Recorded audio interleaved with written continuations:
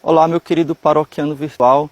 Hoje eu vou falar sobre um assunto que se fala muito nas rodas de amigos, na internet, nas redes sociais, que é sobre a crise da igreja.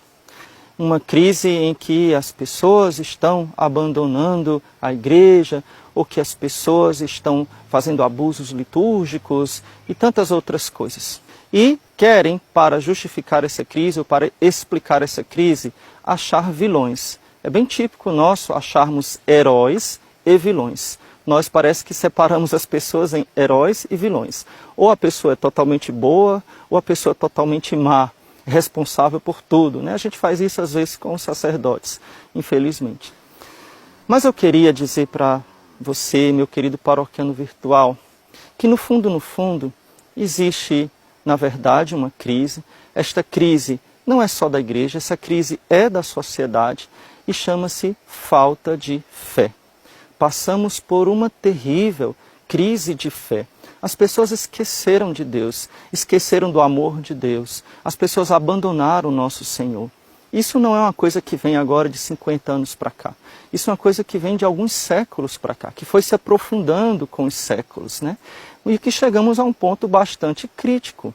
Esse ponto que chegamos atingiu inclusive os católicos, Inclusive aqueles que frequentam a missa. Então nós podemos ter pessoas que frequentam a missa, e um número muito grande de pessoas que frequentam a missa, mas que têm a sua fé muito comprometida.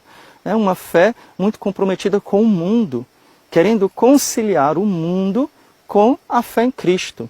Ou falsas fés, falsas doutrinas, por exemplo, pessoas que se dizem católicas e que frequentam ou acreditam no espiritismo, pessoas que se dizem católicas e aceitam, por exemplo, a maçonaria, pessoas que se dizem católicas e querem aprovar de alguma forma o aborto, ou que acham que seria justo o casamento homossexual, ou tantas outras coisas polêmicas, como, por exemplo, a ideologia do gênero. Enfim, querem conciliar o pensamento, a ideologia do mundo, com a doutrina católica. E isso não é possível. Qual a solução para tudo isso? Será que a gente precisa fazer uma cruzada, expulsar os maus católicos da igreja? Certamente não. Nós devemos usar as armas espirituais. E as armas espirituais que nosso Senhor nos deu foram a oração, a penitência e os sacramentos. Sermos, em primeiro lugar, testemunhas do Cristo ressuscitado, testemunhas da fé. Eu devo viver a minha fé no meio desta sociedade hostil e muitas vezes no meio ou na presença de irmãos de fé que nos criticam, que são hostis a nós, às vezes até mesmo agressivos. Então a primeira coisa é você procurar viver a sua fé com autenticidade, você viver uma vida de oração, uma vida sacramental, da melhor forma possível. Eu já coloquei aqui no meu canal alguns vídeos falando sobre como começar uma vida de oração. Eu peço que depois você dê uma olhadinha nesses vídeos que vão aparecer aqui. Um outro ponto muito importante é a sua convicção. Ou seja, não ceder diante das pressões, seja da família, da escola, da sociedade, do trabalho. Manter-se calmo, mas manter-se firme. Não, eu não aceito isso. Não adianta discutir com quem não quer ouvir, mas adianta dar testemunho e dizer as razões da nossa fé. Agora, é preciso que eu saiba em que eu acredito. É preciso que eu também saiba contestar aqueles argumentos que vêm contra nós com fúria, com ideologias, com coisas que são ataques frontais à nossa fé.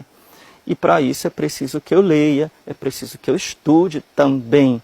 Não adianta eu dizer, eu sou contra o aborto, mas não sei por que eu sou contra o aborto. Claro, eu sou contra o aborto porque a igreja é contra o aborto. O que a igreja me ensinar e me disser, eu vou seguir. Essa é a verdade da nossa fé. Mas é muito bom que eu tenha argumentos para defender a minha fé diante dos protestantes, diante das heresias, diante daqueles que me pedem as razões da minha fé, como diz lá São Pedro. São Pedro, na sua carta, ele vai dizer, devemos estar prontos para dar as razões da nossa fé. Então eu queria dar algumas dicas para você, muito importantes. Primeiro, leia o Catecismo da Igreja Católica.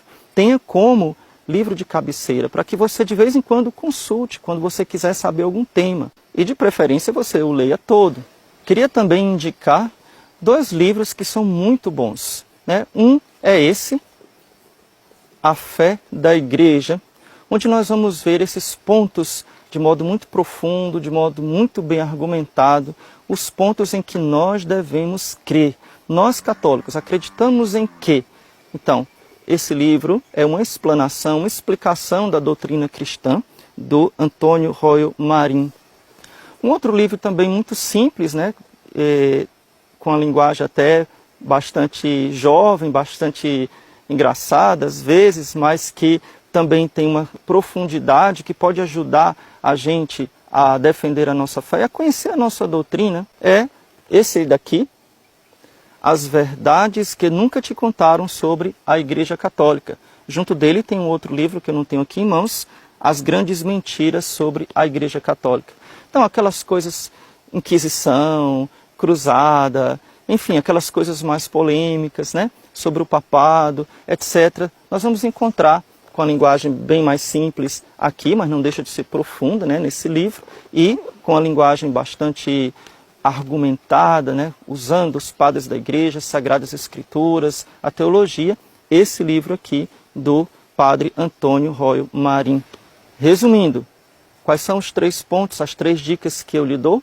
Primeiro, tenha uma vida espiritual, uma vida na graça de Deus, ou seja, uma vida de oração, uma vida sacramental, de confissão, de eucaristia, de vida de oração na sua casa. Não adianta você querer combater esse mundo com armas humanas, ou seja, com ódio, com briga. Muitas vezes isso não vai trazer resultado. Você precisa ser uma pessoa espiritual.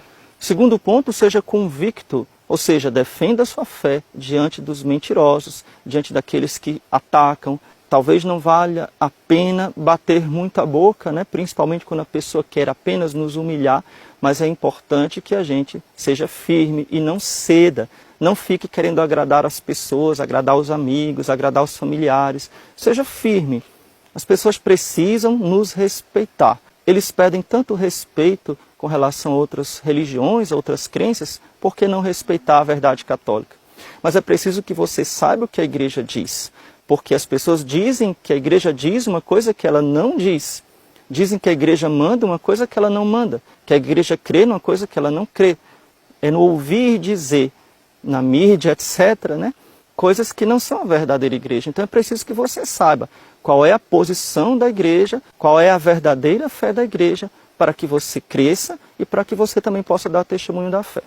Então espero que esse vídeo possa ter lhe ajudado. Se você não é inscrito no nosso canal, se inscreva, veja os outros vídeos de catequese, de formação cristã, sobre vocação, sobre confissão e tantos outros assuntos. Não se esqueça, é muito importante para nós deixar esse like, porque ajuda a divulgar o nosso canal. Deus lhe abençoe. Louvado seja nosso Senhor Jesus Cristo, para sempre seja louvado, e sua Mãe Maria Santíssima.